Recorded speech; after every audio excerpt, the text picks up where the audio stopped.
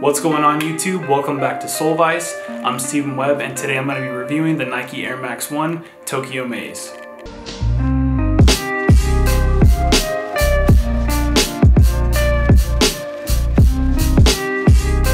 Back in 2018, Nike had a campaign that they called Nike On Air, in which they gathered a bunch of designers from 6 different cities across the world and had each of them design what their ideal Air Max would be to represent their city. And then Nike put it up for a vote so we could all choose what our favorite Air Max was from each of those cities. And then this past Saturday, April 13th, Nike released those 6 designs. And then just like back in 2018 with the Sean Witherspoons, whoever voted for that shoe was given a chance to buy the shoe early. And for me personally, I'm just like everybody else. I take L's way too often on the sneakers app, so I was stoked to be able to get my pair in my size without having to worry about fighting everybody else on release day. Now I'm just gonna start by saying I'm extremely impressed with the shoe that Yuta put together. It's super high quality and the attention to detail is amazing.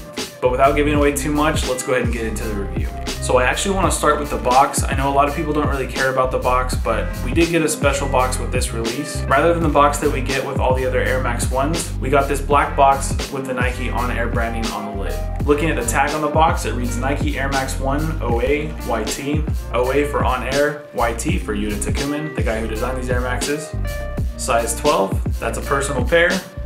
And then the suggested retail price of $150 US.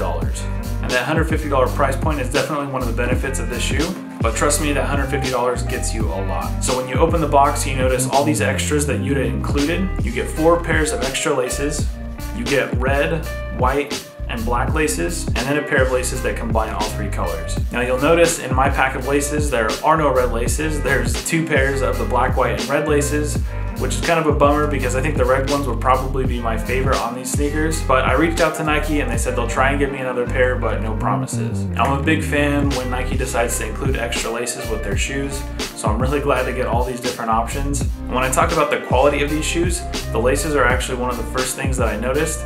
Each pair has a special lace aglet on it. Both pairs of the multicolor laces, the rainbow ones and the black, white, and red ones, have metal lace aglets, one being white and then on the other end it's black. And then the 3 solid laces all have plastic aglets, but it's not those normal kind of cheesy ones that you normally get on regular laces.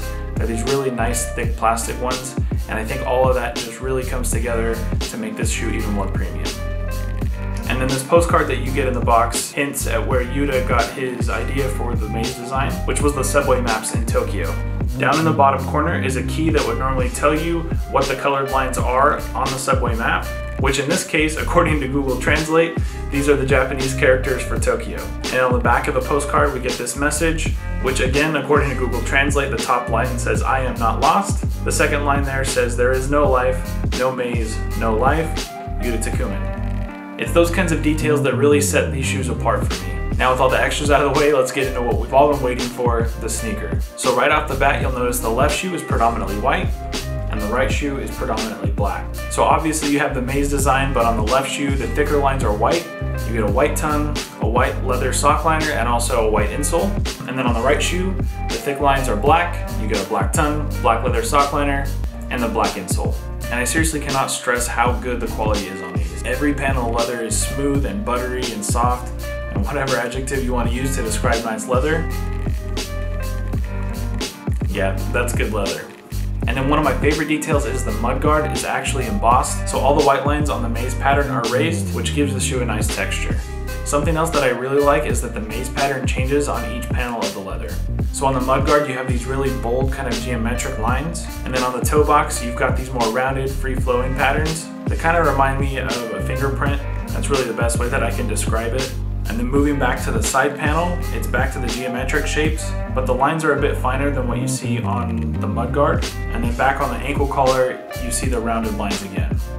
And then on the back of the shoe, you do have your Nike Air branding stitched in habanero red.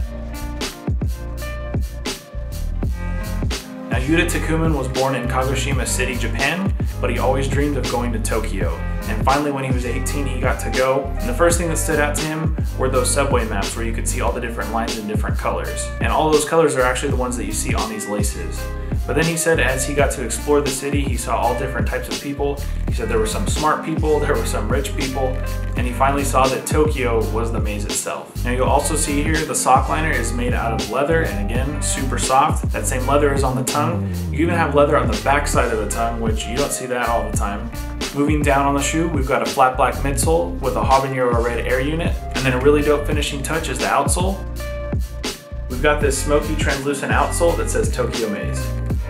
Now these are by far my favorite out of the Nike On Air winners for a lot of reasons. First of all, they just look really, really good. I'm excited to put these on feet. And again, the quality is just insane, but I really like all the attention to detail that Yuta put into these. It's not every day that Nike comes to you and asks you to design a shoe, and I can tell he didn't take that for granted. He put everything he had into these, and I think it really paid off. And for me personally, I think this is a strong contender for Shoe of the Year. So that's my opinion, but I want to know what you guys think. So down in the comment section below, let me know what was your favorite Nike On Air design, and did you cop or did you drop? So as always, if you liked the video, hit the thumbs up. It really does help. Now I think it's time to start setting some goals. So I'm trying to get to 100 subscribers by the end of June. If you could help me out, hit the subscribe button, and then so you're notified when I upload new videos, go ahead and hit the bell too. Thank you guys for watching. I'll see you in the next video.